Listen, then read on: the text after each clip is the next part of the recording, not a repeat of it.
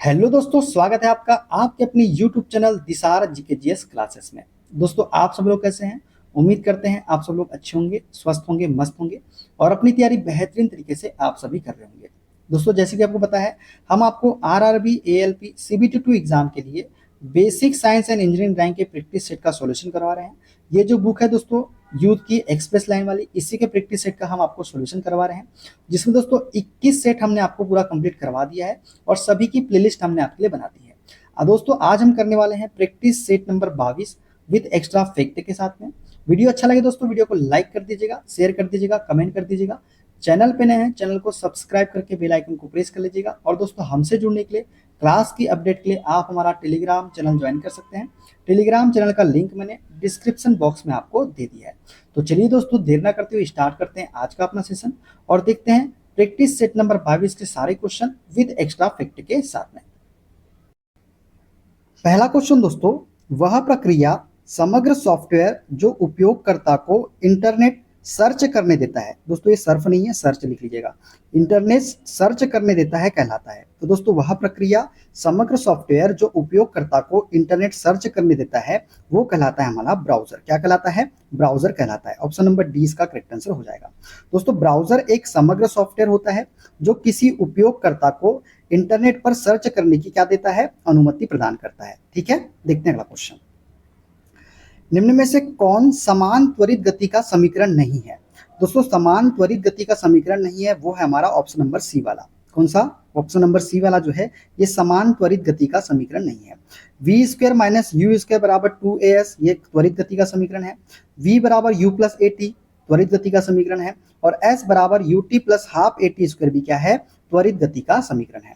दोस्तों, इटली के वैज्ञानिक गैलीलियो ने सर्वप्रथम सरल रेखा में चलती हुई किसी वस्तु के विषय में समय, दूरी, वेग तथा एक समान त्वरण के पारस्परिक संबंधों को समीकरणों द्वारा प्रदर्शित किया। यह समीकरण गति के समीकरण कहलाता है। गति के समीकरण मुख्य रूप से तीन प्रकार के होते हैं। एक होता है s बराबर u t plus half a t square, एक होता है v square minus u square बराबर 2as, और जहाँ पे u क्या है? हमारा प्रारंभिक वेग है, v अंतिम वेग है, s क्या है? दूरी है, a त्वरण है तथा t क्या है? हमारा समय है। ठीक है, और एक होता है v बराबर u प्लस ए टी। ठीक है, इस प्रकार v माइनस यू बराबर a प्लस टी समान त्वरित गति का समीकरण नहीं है। देखते हैं अगला क्वेश्चन। डैश भारत का सबसे बड़ा टाइगर रिजर्व है? दोस्तों, नागार्जुन सागर श्रीशैलम टाइगर रिजर्व जो है, ये भारत का सबसे बड़ा टाइगर रिजर्व है। तो ऑप्शन डी इसका करेक्ट आंसर हो जाएगा। क्लियर दोस्तों? तो नागार्जुन सागर श्रीशैलम टाइगर रिजर्व जो है, ये भारत का सबसे बड़ा टाइगर रिजर्व है। दोस्तों, नागार्जुन सागर श्रीशैलम बाघ रिजर्व भारत का सबसे बड़ा बाघ आरक्षित क्षेत्र है जो आंध्र प्रदेश राज्य में स्थित है। यह रिजर्व 5 जिलों नालगोंडा, महबूबनगर, कुर्नूल, प्रकाशम और गुंटूर जिलों में फैला हुआ है। इसका क्षेत्रफल जो है 3568 वर्ग किलोमीटर में है। ठीक है, देखते हैं अगला क्वेश्चन। निम्न में से कौन सा घटक विद्युत आवेशों के रूप में ऊर्जा का भंडारण या संग्रहण करता है? तो वह घटक है दोस्तों हमारा संधारित्र। संधारित्र जो है विद्युत आवेश के रूप में ऊर्जा का भंडारण और संग्रहण करता है।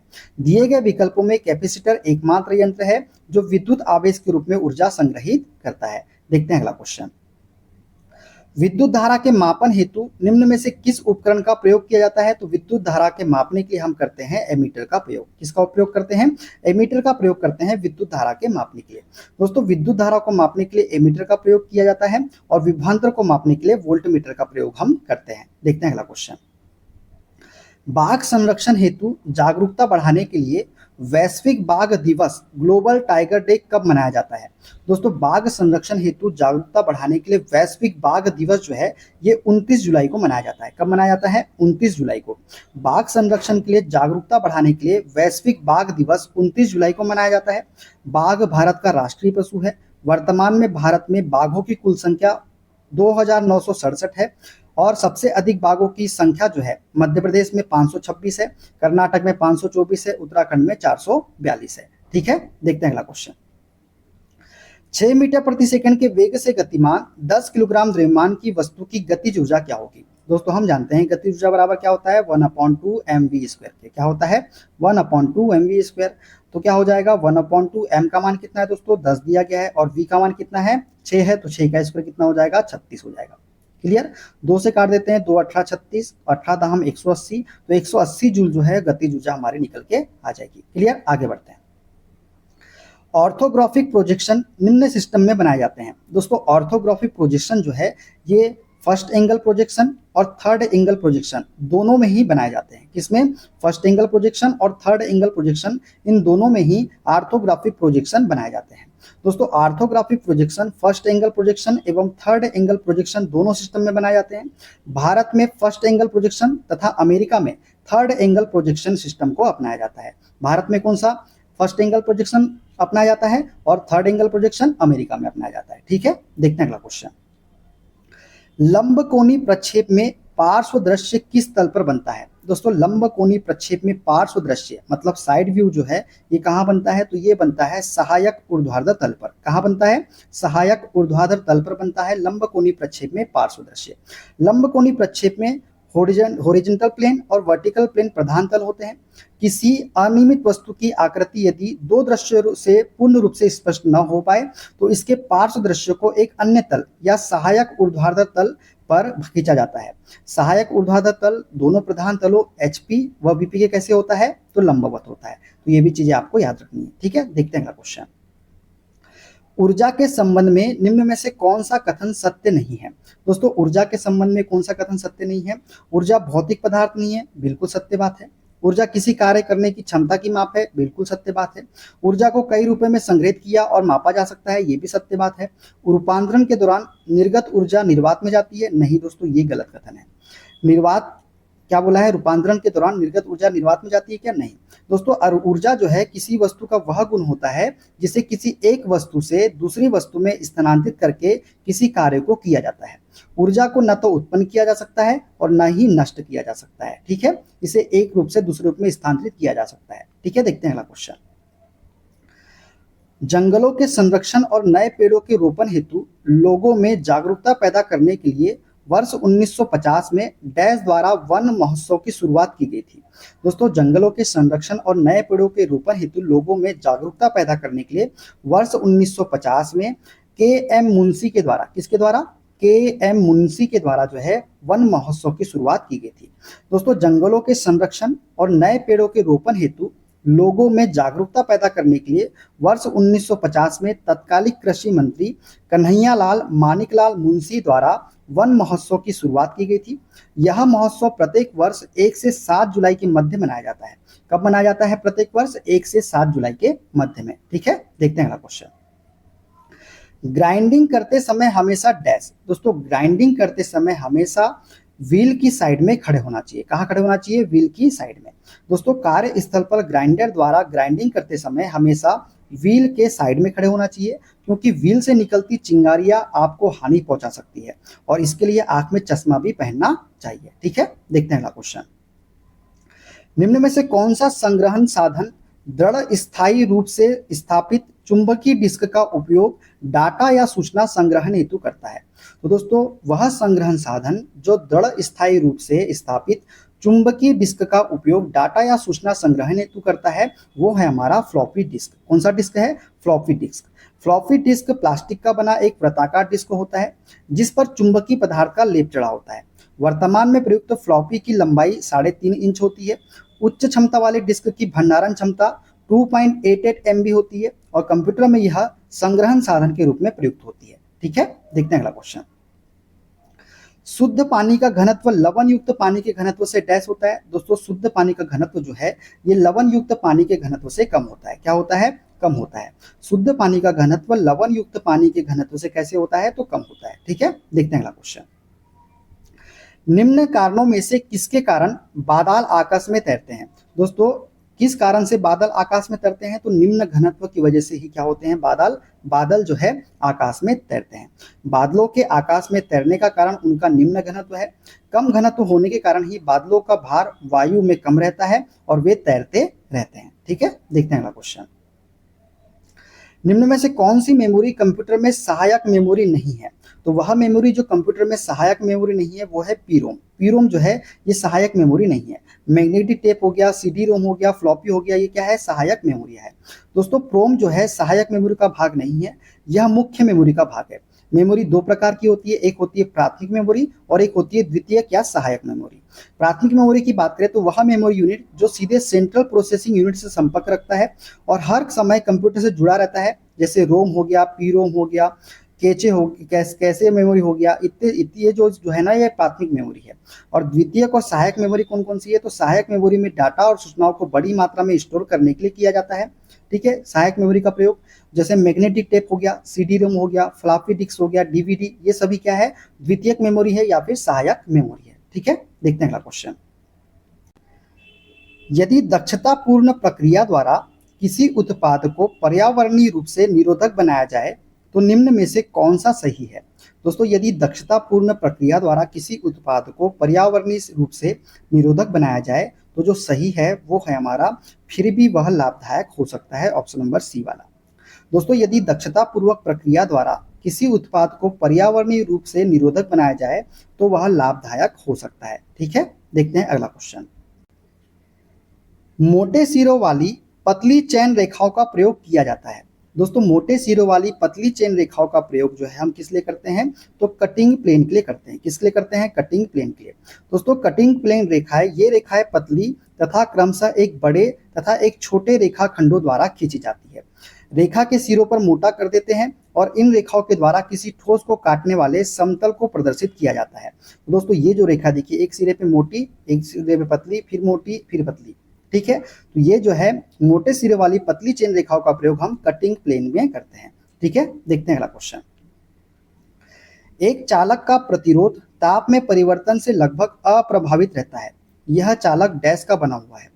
दोस्तों, एक चालक का प्रतिरोध जो है ताप में परिवर्तन से लगभग अप्रभावित रहता है और यह चालक जो है किसका बना होता है? तो मैग्नीन का बना होता है। किसका बना होता है? मैग्नीन का। ऑप्शन नंबर ए इसका करेक्ट आंसर हो जाएगा। दोस्तों, एक चालक का प्रतिरोध ताप में परिवर्तन से लगभग अप्रभावित रहता है, यह चालक मैग्नीन का बना हुआ है। किसी भी चालक का वह गुण जो इसके माध्यम से विद्युत धारा के प्रवाह का विरोध करता है प्रतिरोध कहलाता है। इसे आर द्वारा प्रदर्शित किया जाता है और इसका एसआई मात्रक क्या होता है? ओम होता है। हम जानते हैं प्रतिरोध आर बराबर क्या होता है? रो एल अपॉन में ए।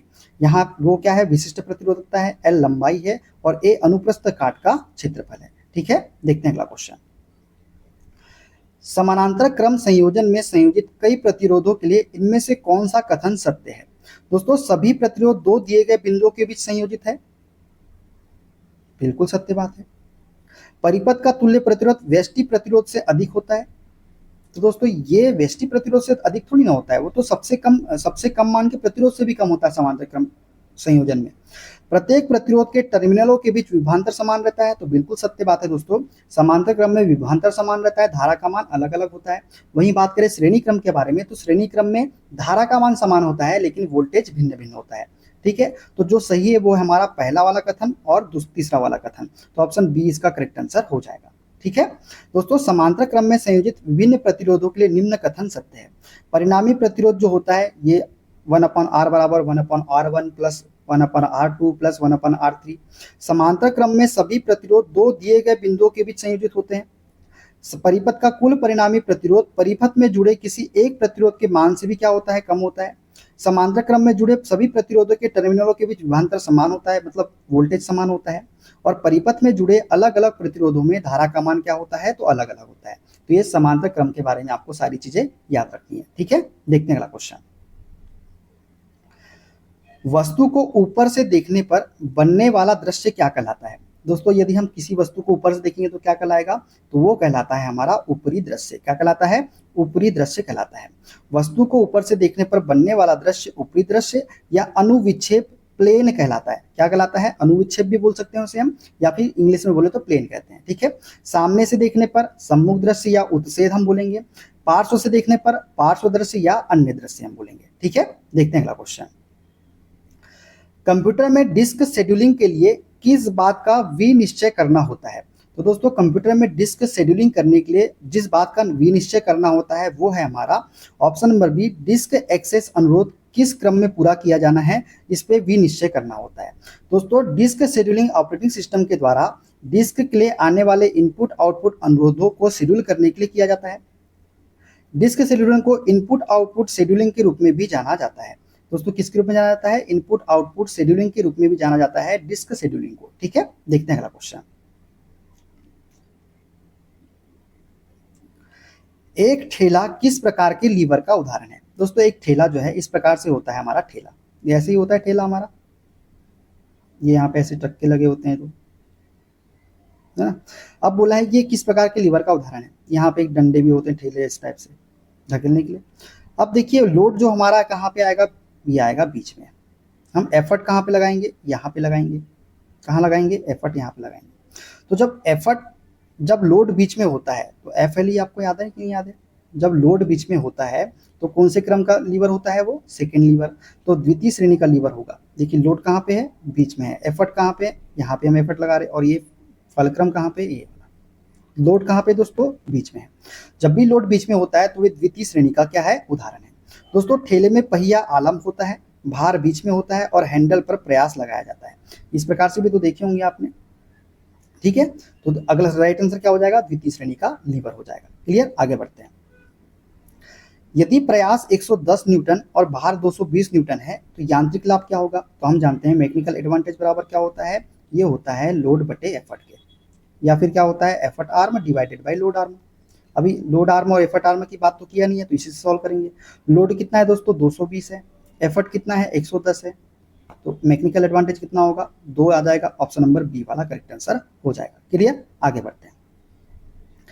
उस कोण की पहचान कीजिए जो 90 डिग्री से अधिक परंतु 180 डिग्री से कम होता है।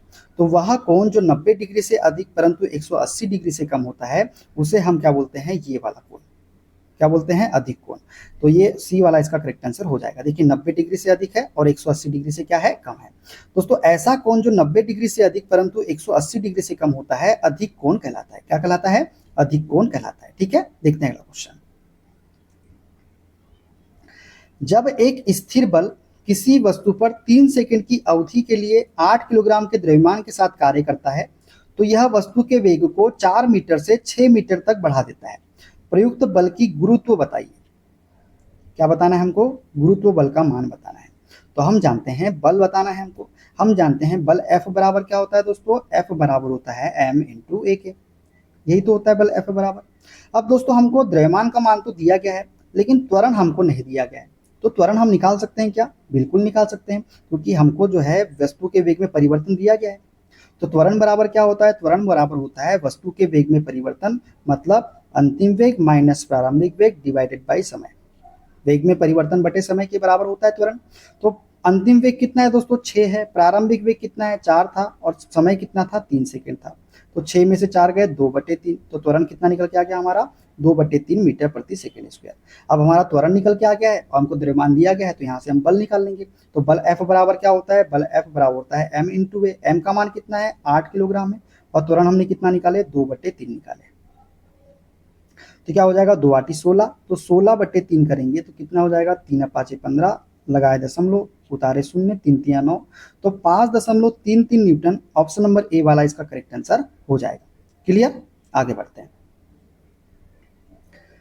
100 किलोग्राम द्रव्यमान वाली एक वस्तु को 6 सेकंड में 5 मीटर प्रति सेकंड से 17 मीटर प्रति सेकंड के वेग से एक समान रूप से त्वरित किया जाता है तो वस्तु पर लगाए गए बल का परिणाम, वही सेम चीज है दोस्तों, पुराना वाला क्वेश्चन। अब देखिए हमको बल निकालना है, F बराबर m इंटू ए होता है, हमको तुरंत तो दिया नहीं गया है तो त्वरण निकाल लेंगे, क्योंकि हमको वेग में परिवर्तन दिया गया है। तो त्वरण क्या होता है, वेग में परिवर्तन बट्टे समय। अंतिम वेग कितना है, 17 है, प्रारंभिक वेग कितना है, 5 है, और समय कितना है, 6 है। तो 17 में से 5 का कितना हो जाएगा, 12/6। तो त्वरण कितना निकल के आ जाएगा हमारा, 2 मीटर प्रति सेकेंड स्क्वायर। ठीक है, अब बल निकालना है, बल F बराबर m इंटू ए। एम का मान कितना है दोस्तों, ये है 100 किलोग्राम। ए का मान कितना निकाले हमने, 2 मीटर प्रति सेकंड, तो 2 से मल्टीप्लाई, तो बल कितना निकल के आ जाएगा, 200 न्यूटन निकल के आ जाएगा। ऑप्शन नंबर बी वाला करेक्ट आंसर हो जाएगा। क्लियर, आगे बढ़ते हैं। उस कोण की पहचान कीजिए जिसे सरल कोण के नाम से जाना जाता है। तो सरल कोण कौन सा है दोस्तों, ऑप्शन नंबर डी वाला, ये जो है हमारा सरल कोण है। ठीक है, देखते हैं अगला क्वेश्चन। अभियांत्रिकी रेखा चित्रों में बहुत सी अभियांत्रिकी रेखाओं का प्रयोग होता है। C1 द्वारा दर्शित चित्र में दिखाई गई रेखा का नाम क्या है। दोस्तों ये जो रेखा दिख रही है आपको, इसे हम क्या बोलते हैं, तो इसे हम बोलते हैं लघु अवरोध रेखा। क्या बोलते हैं, लघु अवरोध रेखा जो है, ऑप्शन बी इसका करेक्ट आंसर हो जाएगा। क्लियर, आगे बढ़ते हैं। निम्न में से किसे जूल में मापा जाता है। तो दोस्तों जूल में किसके मापते हैं, तो ऊर्जा को जो है हम किस में मापते हैं, जूल में। दोस्तों विभिन्न भौतिक राशियों के मात्रक निम्नवत है। जैसे ऊर्जा तथा कार्य को हम जूल में मापते हैं, वेग को मीटर प्रति सेकंड में मापते हैं, बल को न्यूटन में मापते हैं, शक्ति को वाट में मापते हैं, दाब को पास्कल में मापते हैं, और तरंग दैर्ध्य को पूछे तो तरंग दैर्ध्य को एंगस्ट्रॉम में हम मापते हैं। ठीक है, देखते हैं अगला क्वेश्चन। निम्न में से किसकी इकाई ऊर्जा की इकाई के समान होती है? तो दोस्तों ऊर्जा की इकाई के समान किसकी इकाई होती है? तो कार्य की इकाई जो है ऊर्जा की इकाई के समान होती है। दोस्तों अंतरराष्ट्रीय इकाई प्रणाली के अंतर्गत जूल ऊर्जा या कार्य की व्युत्पन्न इकाई है। 1 जूल 1 न्यूटन बल को बल की दिशा में 1 मीटर दूरी तक लगाने में, या फिर 1 एम्पीयर की विद्युत धारा को 1 ओम के प्रतिरोध से 1 सेकंड तक गुजारने में वे हुई विद्युत ऊर्जा या किए गए कार्य के बराबर होता है। ठीक है, देखते हैं अगला क्वेश्चन। डिब्रू साइखोवा, नामेरी और ओरांग नेशनल पार्क ये सभी किस राज्य में स्थित है? दोस्तों डिब्रू साइखोवा, नामेरी और ओरांग नेशनल पार्क जो है ये असम राज्य में स्थित है। कहाँ स्थित है? असम राज्य में। दोस्तों डिब्रू साइखोवा राष्ट्रीय उद्यान भारत के असम राज्य के पूर्व में ब्रह्मपुत्र नदी के दक्षिण तट पर स्थित जैव विविधता वाले क्षेत्रों में से एक है। नामेरी राष्ट्रीय उद्यान तथा ओरंग राष्ट्रीय उद्यान भारत के असम राज्य के सोनितपुर जिले में स्थित है। कहाँ पे स्थित है? सोनितपुर जिले में। ठीक है, देखते हैं अगला क्वेश्चन। उपरोक्त चित्र में रेखा है। दोस्तों ये जो रेखा है इसे हम क्या बोलते हैं? तो इसे बोलते हैं हम दीर्घ अवरोध रेखा। क्या बोलते हैं इसे? हम दीर्घ अवरोध रेखा हम बोलते हैं। ठीक है, देखते हैं अगला क्वेश्चन। मानव जबड़ा किस वर्ग के लीवर का उदाहरण है? दोस्तों जो मानव जबड़ा है ये किस वर्ग के लीवर का उदाहरण है? तो ये है प्रथम लीवर के वर्ग का उदाहरण है। कौन सा? मानव जबड़ा। तो ऑप्शन नंबर ए इसका करेक्ट आंसर हो जाएगा। देखते हैं अगला क्वेश्चन। डैश उच्च स्तरीय भाषा से मशीन भाषा में बदलने के पूर्ण प्रोग्राम को तुरंत ही ट्रांसलेट कर देगा।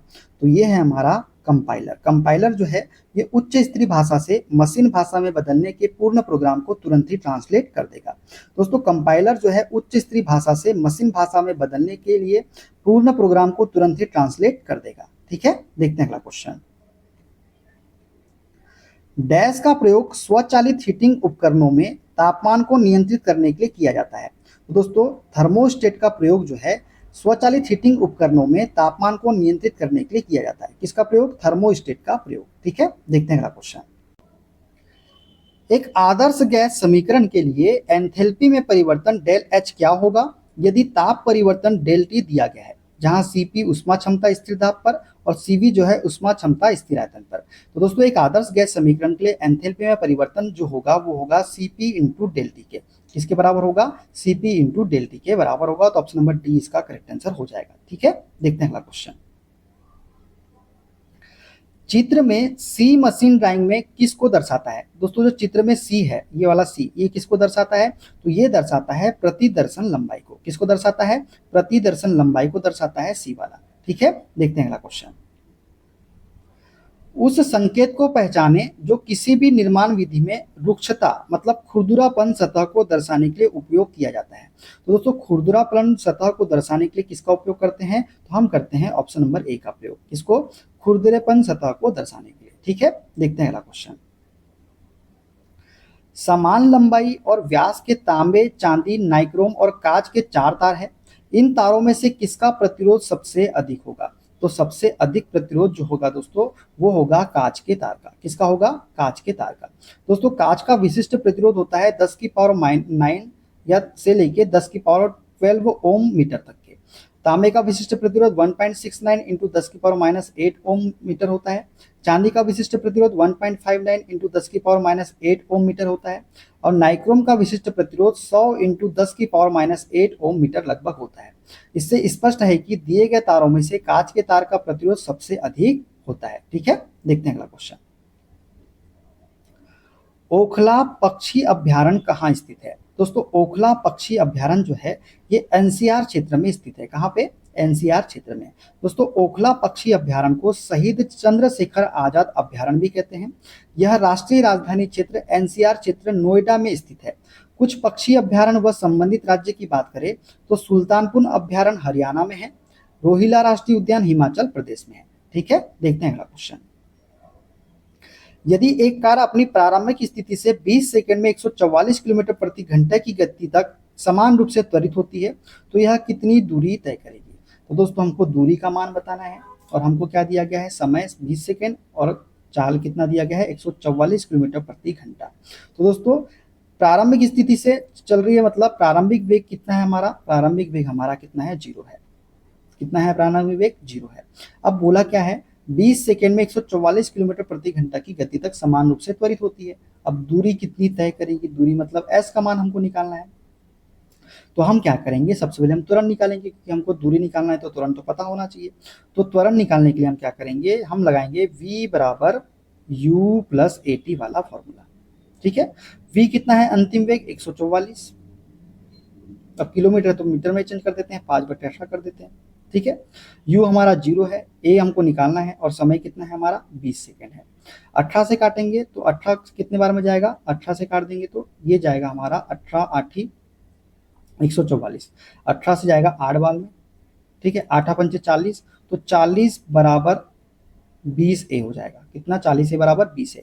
तो 20 से काट देंगे 2 बार में, तो त्वरण कितना निकल के आ गया हमारा, 2 मीटर प्रति सेकेंड स्क्वायर। कितना, 2 मीटर प्रति सेकेंड स्क्वायर। अब पूछा है दूरी, तो दूरी निकालने के लिए हम फॉर्मूला लगाएंगे s बराबर u t plus half a t square का।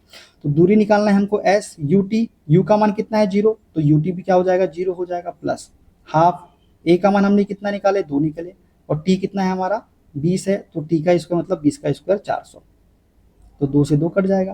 तो s बराबर कितना निकल के आ जाएगा हमारा 400 मीटर निकल के आ जाएगा। कितना, 400 मीटर। तो ऑप्शन नंबर कौन सा सही हो जाएगा, ऑप्शन नंबर ए वाला इसका करेक्ट आंसर हो जाएगा। क्लियर, आगे बढ़े, चलिए आगे बढ़ते हैं। अन्य मापदंडों को स्थिर रखते हुए प्रतिरोध की लंबाई डैश पर इसका मान दोगुना हो जाता है। दोस्तों अन्य मापदंड को हमको स्थिर रखना है, तो प्रतिरोध की लंबाई डैश पर इसका मान दोगुना हो जाएगा। तो प्रतिरोध की लंबाई यदि हम दोगुनी कर दे तो इसका मान क्या हो जाएगा, दोगुना हो जाएगा।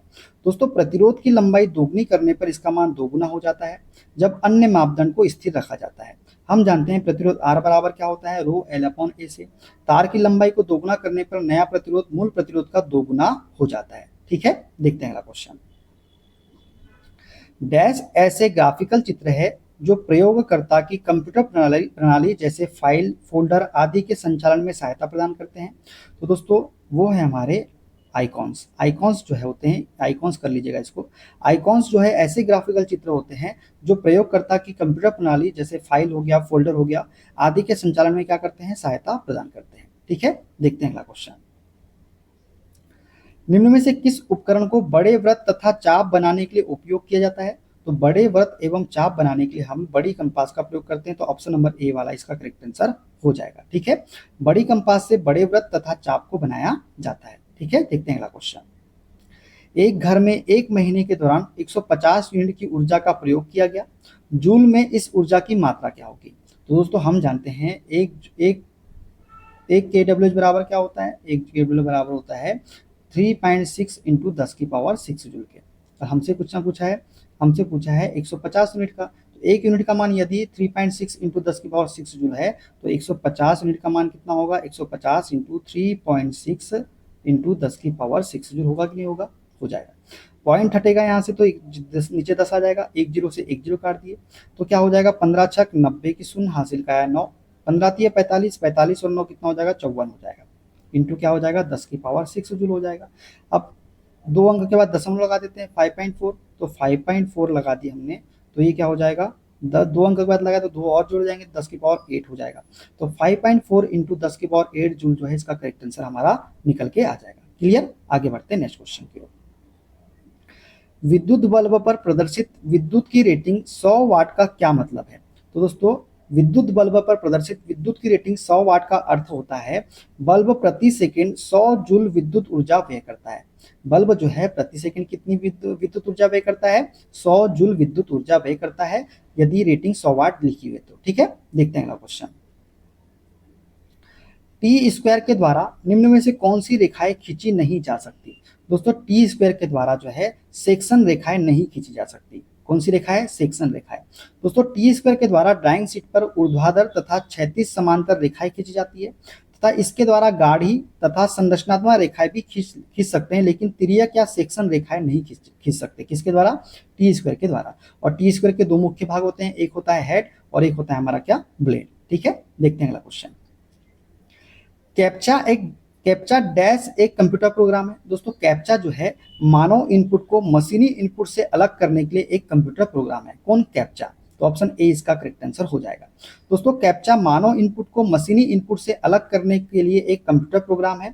यह शब्द सत्यापन परीक्षण है जो केवल मनुष्य पढ़ सकते हैं और इसकी पुष्टि कर सकते हैं, लेकिन कोई भी कंप्यूटर इस निर्मित प्रोग्राम को पढ़ नहीं सकता तथा सत्यापित नहीं कर सकता। ठीक है, देखते हैं अगला क्वेश्चन। ई गवर्नेंस क्या है? तो दोस्तों ई गवर्नेंस है प्रौद्योगिकी संचालित शासन। क्या है? प्रौद्योगिकी संचालित शासन जो है ई गवर्नेंस है।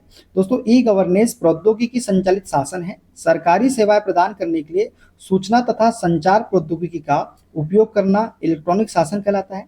इसके लिए भारत सरकार द्वारा इलेक्ट्रॉनिक विभाग की स्थापना 1970 ईस्वी में तथा 1976 ईस्वी में नेशनल इंफॉर्मेटिक्स सेंटर की स्थापना की गई थी। ठीक है, तो ई गवर्नेंस क्या है? तो ये प्रौद्योगिकी संचालित शासन है। तो राइट आंसर क्या हो जाएगा? ऑप्शन नंबर बी वाला हो जाएगा। क्लियर है दोस्तों? तो दोस्तों ये थे आज के सारे क्वेश्चन। वीडियो कैसा लगा कमेंट बॉक्स में जरूर बताइएगा। वीडियो अच्छा लगे दोस्तों वीडियो को लाइक कर दीजिएगा, शेयर कर दीजिएगा, कमेंट कर दीजिएगा। चैनल पे नए हैं चैनल को सब्सक्राइब करके बेल आइकन को प्रेस कर लीजिएगा। और दोस्तों हमसे जुड़ने के लिए, क्लास की अपडेट के लिए आप हमारा टेलीग्राम चैनल ज्वाइन कर सकते हैं। टेलीग्राम चैनल का लिंक मैंने डिस्क्रिप्शन बॉक्स में आपको दे दिया है। मिलते हैं दोस्तों अगले सेट के साथ। अपना ख्याल रखिए। Okay, bye bye, take care.